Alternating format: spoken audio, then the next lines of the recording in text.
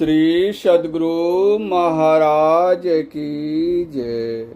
प्रातः स्मरणीय अनंत श्री विभूषित परमाराध्य संत सद्गुरु महर्षि में परमहंस जी महाराज का प्रवचन ईश्वरी ज्ञान का महत्व। बंदो गुरु पद कंज कृपा सिंधु नर रूप रे महामोह तम पुंज जासु वचन रवि करनिक। प्यारे लोगों, मनुष्य को ज्ञान चाहिए। ज्ञान जानने को कहते हैं। जैसे कोई मनुष्य सो गया, निठाह नींद में सोया पड़ा है, चाहे वह बहुत सी विद्याओं को जानने वाला है, नींद में वह कुछ नहीं जानता है। जब तक वह नींद की अवस्था में रहता है, तब तक उसकी कोई विद्या विकास होकर काम नहीं करती। वह आदमी जब तक ज्ञान से हीन पड़ा रहता है, तब तक उसके गुण को कोई नहीं जान सकता। वैसा सोया हुआ मनुष्य किस आदर के योग्य है, लोगों को मालूम नहीं। जगने पर उसको जानकारी होती है, वह अपनी विद्या का प्रसार करता है। जैसे जैसे विद्या का प्रसार करता है, वैसे वैसे लोग उसका आदर करते हैं। लेकिन जब तक नींद में था, तब तक उसकी जानकारी लुप्त थी। लोग उस समय उसका आदर नहीं करते थे। जगने पर अपने ज्ञान का प्रसार किया और उसकी प्रतिष्ठा बहुत बढ़ गई। उसके बाद वह सो जाता है, तब भी लोग कहते हैं कि यह बहुत विद्या का जानकार है। लोग उसका आदर करते हैं। ज्ञान का विद्या वह चीज़ है जो मनुष्य को आदरणीय और महत्वपूर्ण बनाती है। इसलिए मनुष्य को ज्ञान अवश्य चाहिए। एक तो सांसारिक ज्ञान है, दूसरा ईश्वरीय ज्ञान है। इन दोनों की आवश्यकता है। सांसारिक ज्ञान के बिना संसार में कुशल से रहते बढ़ती नहीं होती, और ईश्वरीय ज्ञान नहीं होने के कारण सांसारिक ज्ञान पवित्र नहीं होता और संसार में ठीक ठीक प्रतिष्ठा का पात्र नहीं होता। ईश्वरीय ज्ञान का महत्व यह भी है कि वह ईश्वर का दर्शन पावे और ईश्वर के दर्शन से मोक्ष मुक्ति का लाभ करे। मनुष्य की दशा बंधन में रहने की है, शरीर और संसार के बंधन में है। ये ऐसे बंधन हैं कि किसी ने बांधा है, ऐसा नहीं। लोग अपने ही आप बंधे हैं और अनेक जन्मों तक दुख पाते हैं। शरीर के और संसार के बंधन से छूट जाओ, यही मोक्ष है। शरीर और संसार का बहुत संबंध है। जो शरीर में रहता है वह संसार में रहता है, और जो संसार में रहता है तो वह शरीर में रहता है। इसमें वह ज्ञान चाहिए जिससे ईश्वर का दर्शन हो। संसार में महत्वपूर्ण लोगों का दर्शन हुआ, इससे काम नहीं चलता।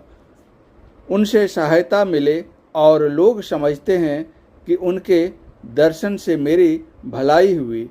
लेकिन ईश्वर का दर्शन ऐसा है कि दर्शन से ही सभी सुख आपसे आप होते हैं, सभी बंधन झड़ जाते हैं, सभी विकारों से छूटकर निर्मल हो जाते हैं।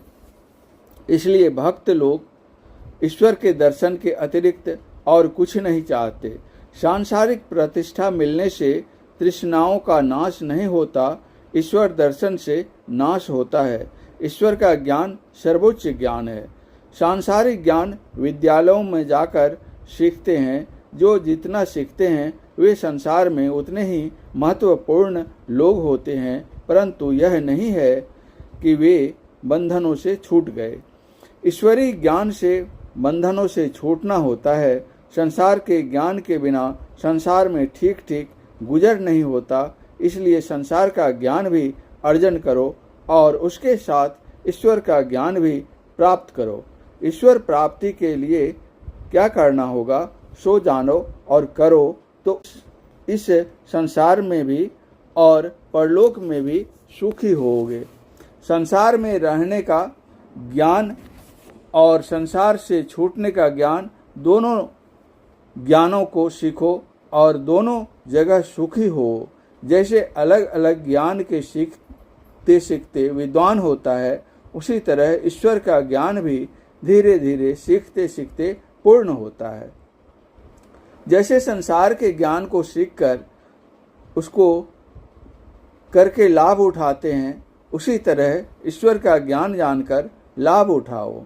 ईश्वर स्वरूप क्या है उसको जानो, उसकी प्राप्ति का भेद जानो और यत्न पूर्वक ईश्वर के दर्शन के लिए कोशिश करो।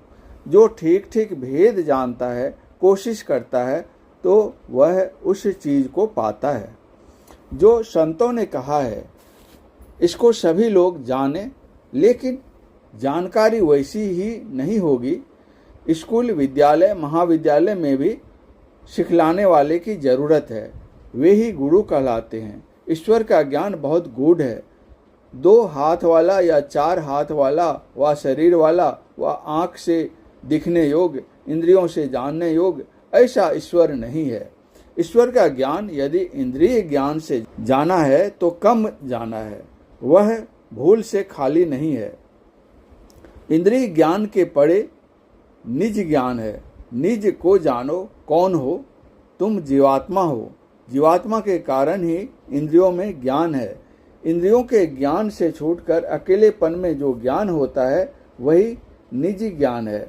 तब जो दर्शन होता है वह ईश्वर दर्शन है। वह ईश्वर सब इंद्रियों और सब शरीरों की सुंदरता से बढ़कर सुंदर है। राम शब्द व विष्णु शब्द व ब्रह्म कहो, ईश्वर का नाम है।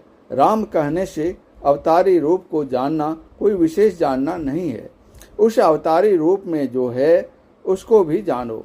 रामचरितमानस में आया है, चिदानंदमय देह तुम्हारी, विगत विकार जान अधिकारी। चेतनमय रूप का दर्शन इंद्रियों से नहीं होगा, सबके अंदर वह है। शरीर मायाकृत है, स्थूल सूक्ष्मादि इसके रूप हैं, इनके पड़े चेतनमय स्वरूप है, उससे ही उसका दर्शन होता है। शरीर इंद्रिय से रहित होकर अपने निज स्वरूप में रहना, यही भक्त कहता है। इसी अवस्था में ईश्वर दर्शन होता है। ईश्वर दर्शन बाहर में नहीं, अंदर में होता है। जो शरीर इंद्रियों से छूटकर अपने तई में रहता है वही ईश्वर दर्शन पाता है। यही संतों का ज्ञान है। ऐसा बनने के लिए पाप करते हुए नहीं होगा। पाप उसे कहते हैं जिस काम से लोक परलोक में निंदा होती है। एक झूठ बोलने वाला कोई बड़ा आदमी है, धन से बड़ा है, विद्या से बड़ा है, लेकिन झूठ बोलता है। उसकी धन संपत्ति के कारण लोग उससे झुकते हैं, लेकिन झुकने वाले का हृदय जानता है कि यह झूठा आदमी है, इसलिए उसके हृदय में उसकी प्रतिष्ठा नहीं होती। अतः झूठ मत बोलो। झूठ के थैले में सभी पाप समाते हैं। ईश्वर भक्त बनना चाहते हो तो झूठ मत बोलो, चोरी मत करो, नशाओं का सेवन मत करो, हिंसा मत करो, व्यभिचार से बचो। इन 5 पापों से छूटते रहने की बहुत कोशिश करो। ईश्वर प्राप्ति के लिए अंदर का साधन करो। अंतः साधन करने में पाप से छूटने में बल मिलेगा। पापों से छूटते रहने से ही अंतः साधन में बढ़ोगे। 5 पापों से बचोगे तो संसार में भी आदरणीय बनोगे, महात्मा होोगे। संसार में इस ख्याल के लोग अधिक हो जाएं तो देश में कल्याण होगा। चोरी डकैती नहीं होगा, आपस में मेल होगा, सच्चे से सच्चे को मेल होगा, सभी प्रेम से रहेंगे। ईश्वर भजन करने से संसार में भी सुखी रहोगे और परलोक में भी। तुम शरीर में जीवात्मा हो। जीवात्मा का ज्ञान निज ज्ञान है। इंद्रिय ज्ञान से छूटकर जो ज्ञान होता है वह निज का ज्ञान है और इसी से ईश्वर का ज्ञान होता है। तुम ईश्वर अंश हो तुम इतना ही जानते हो कि मैं हूँ, लेकिन प्रत्यक्ष नहीं जानते हो। दूध से मक्खन की तरह शरीर इंद्रियों से छूटकर रहो, अपना भी ज्ञान होगा और ईश्वर का भी। परम पूज्य गुरुदेव का यह प्रवचन पुरैनिया जिलांतर्गत श्री संत मत सत्संग मंदिर मोहनिया में दिनांक 5/5/1966 ईस्वी के अपराह्नकालीन सत्संग में हुआ था। श्री सद्गुरु महाराज की जय।